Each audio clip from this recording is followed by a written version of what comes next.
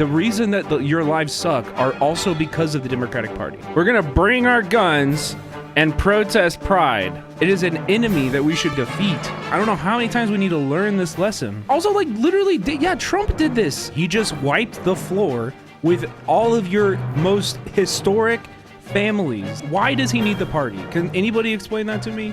We're having a very deep, nuanced conversation about a very specific thing. I'm afraid you might not like it.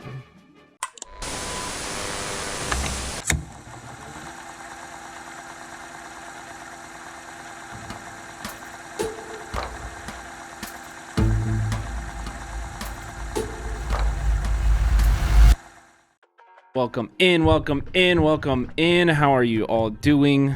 I hope you've had a great day today. We will be doing some light critical support tonight of Zohran Mamdani, but let's dive into this. On the growing controversy we told you about yesterday, organizers deciding to ban uniformed police officers from participating in the parade. Boo! We fucking hate you. This conversation was rebooted. Oh, this conversation is from 4 years ago. But this one is from 1 day ago. This is from 1 day ago. So this conversation has been happening every Pride for 4 years.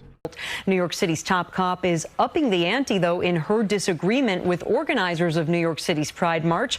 Commissioner Jessica Tisch says she's going to protest tomorrow's march over a policy she says discriminates against LGBTQ officers. Derek Waller has... Yeah, we'll show you. We're going to protest Pride. We're going to stand right next to Westboro Baptist Church and protest you guys for not letting us be in uniform with guns. We're gonna bring our guns and protest Pride.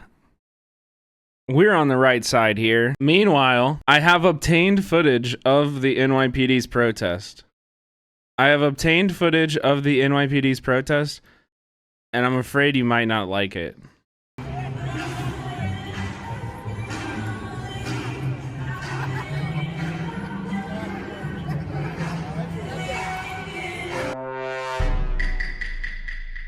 Why though? Why though? But why though? And here's all I'll say, is that sometimes I don't think that Zohran understands. It feels like he doesn't. I'm sure he does. I know he's a very smart guy. But I don't know why he doesn't understand who his enemies are and operate on those terms. The NYPD is going to be one of his #1 political enemies, like, forever. This is not going to change. He can shake every hand in the world. He can talk to every cop in the NYPD, and it's not going to make a difference. So why not identify them as an enemy, state them that way, and treat them that way?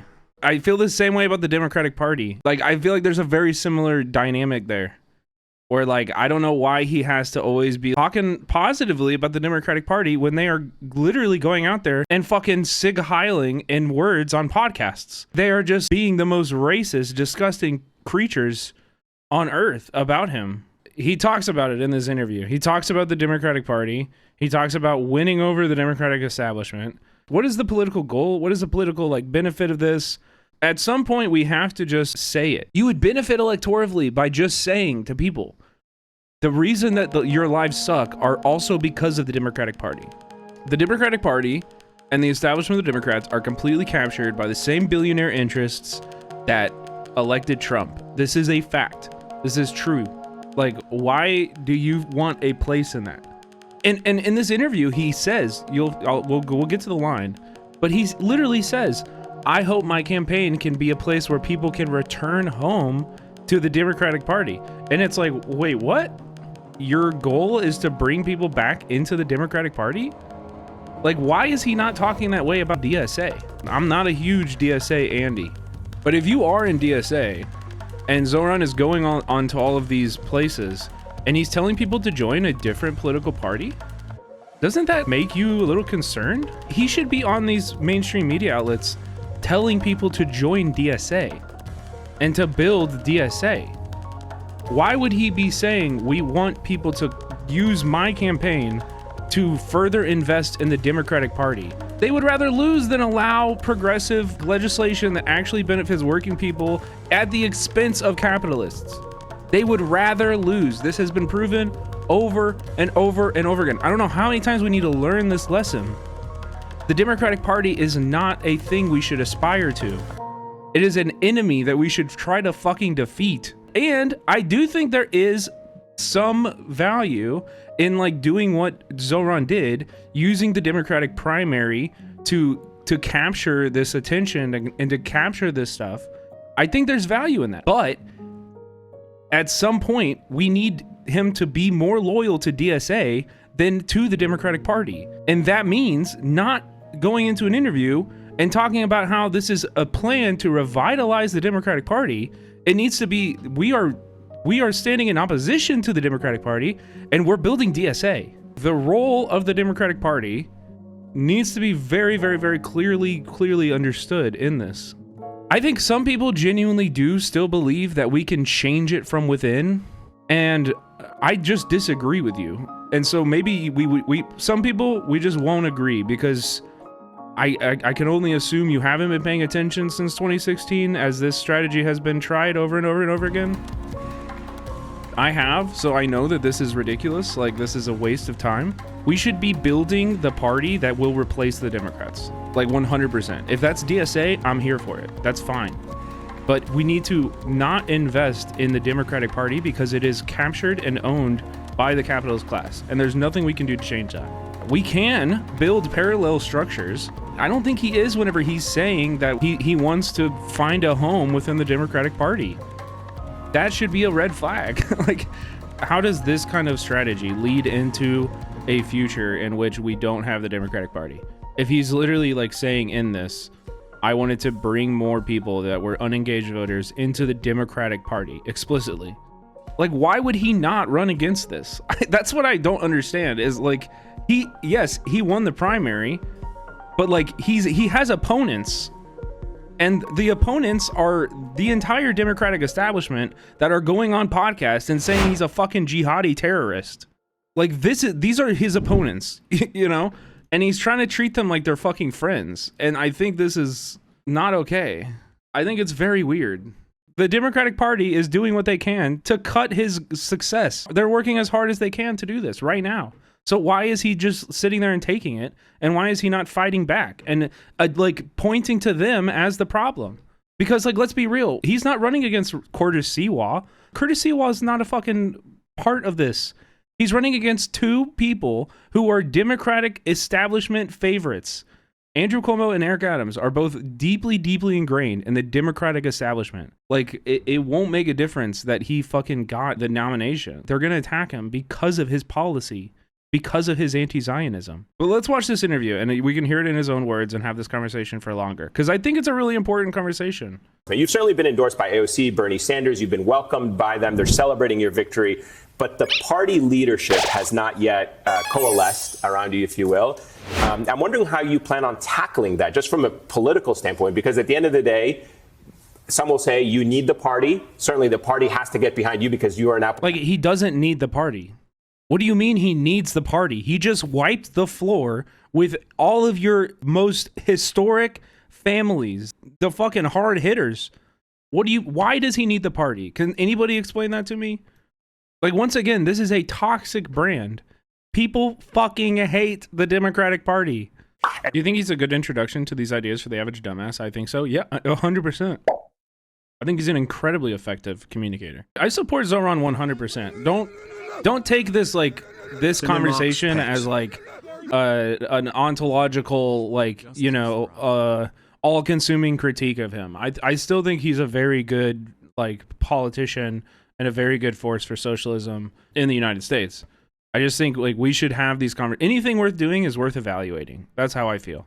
We should be evaluating and, like, understanding, like, what his position is and where it is, and evaluating that all the time. Because, like, you know, there's a good chance that somebody in here in the next 5 years works on a campaign, and you might be able to be in those rooms and you know, you might have a different understanding of the relationship we should have with the Democratic Party. you know, but if we don't have these conversations, we never grow, we never learn.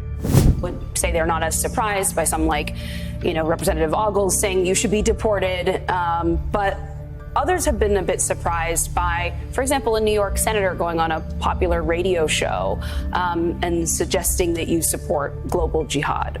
What has that been like for you? And have you had the chance to speak with Senator Gillibrand? You know, I spoke to Senator Gillibrand soon after the victory on Tuesday evening, and the comments that I've heard, especially from Republicans across the country, and even the comments prior during the primary, were comments that were both unsurprising and yet still quite sad, because they showcase what politics has become for so many. It's a language of darkness and a language of exclusion.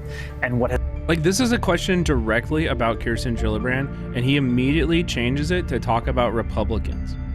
Why? Can anybody answer why? has kept me hopeful through this is that our vision is one where every New Yorker belongs. And there are so many New Yorkers who previously hadn't voted in primaries, who saw themselves now in this politics, saw their struggles in our policies, and took that step to actually cast a ballot. And what excites me is that there are moments where someone will cast a ballot for someone with an exclusionary vision like Donald Trump, and they can still come back to the Democratic Party. Many of our victories were in neighborhoods that went for Donald Trump in the presidential election. We're talking about College Point or Diker Heights, so many of the same places we were told that we had now lost voters forever.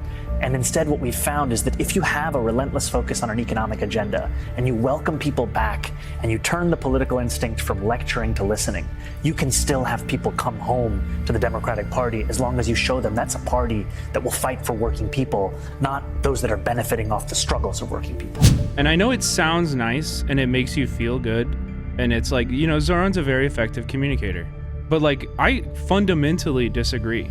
The idea that the Democratic Party will ever be a party for the working people, we should not want to be bringing people home to the Democratic Party. The home is to the Socialist Party. It's extending another last chance to the Dems who do not deserve it. Exactly. He probably would have a very, very complex critique of the Democratic Party. I do think he might believe that it's possible to change it from within. I disagree. I don't think that's possible. What happens when we try that is our leaders get changed. We send good, effective political leaders on the left into the Democratic Party, and they turn out worse for it. We lose people to an establishment that has existed forever to moderate radicals, to take them in, give them a little bit of power, and then inundate them into a careerist pathway that doesn't benefit us. It benefits them. And maybe this is overly critical. I said before, I think we need to be evaluating, and we are really diving into very specific critiques that, again, do not represent a holistic critique of Zohran. I do like Zohran. I would fucking vote and door knock and work for Zohran if I could. And I don't know how many times I have to say it. I really like Zohran. We're having a very deep, nuanced conversation about a very specific thing. But it is a big conversation because it's like, what position does the Democratic Party play in our politics? That's a very big and important question. It's a critically important question, actually. And if you're asking me that question, like I said earlier, they are dying, and we should do whatever we can to escalate and to, wrap that shit up, hurry that shit up. And I think Zohran's in a good position. He has the knife to their neck. He's not taking advantage of that enough. Michael Moore has some good documentaries about it. Like, the Democratic Party will fight, and they would rather lose. They would rather lose to a fascist than put forward policy that people actually want. Why is that? We've seen it over and over again. Why is that? It's because they are not here to deliver you fucking services. They're here to protect the capitalists and to do what's best for the capitalists and for global American capitalism. I also think, like, again, these are conversations about what is most effective. And I still, to this day, think that the benefit of Zohran coming out against the establishment of the Democratic Party is a good position, is a popular position that would, like, make more people want to vote for him. Like, calling out the Democratic Party for the things they do wrong is a good thing to do right now, politically. it will win you votes more than it will hurt you. I think this is the thing that like is the disconnect here, is that a lot of people think if you're just nice to these like politicians that they'll like allow you to like enact socialism. That is not how any of this works. They will not just give you socialism out of the goodness of their hearts. You need to build a popular movement and organize and pressure them until they are begging you for a list of demands. Like we need to build a movement. And that's why, again, funneling people into a Democratic Party is not building a movement. That is not organizing. It's so crazy. Yeah, also like literally, yeah, Trump did this. Trump ran on shitting on every establishment Republican to identify with him over the GOP. Obviously, there's critiques to that, you know, and the cult of personality is not something we should aspire to. That's why I'm saying he should move people into the DSA instead of it being like a one great person. Also, there are very important distinctions between what Trump and the Tea Party were able to do in the Democrat and the Republican convention and the Republican Party and what we are trying to do in the Democratic Party. Because at the end of the day, what the Tea Party and Trump are doing does not threaten capital interest, it furthers them. And what we are trying to do threatens capital's interests. It threatens the people who have all of the power and all of the money. And they will not allow us to threaten their interests. But that's why the Democratic Party can't be co-opted. That's what I'm saying.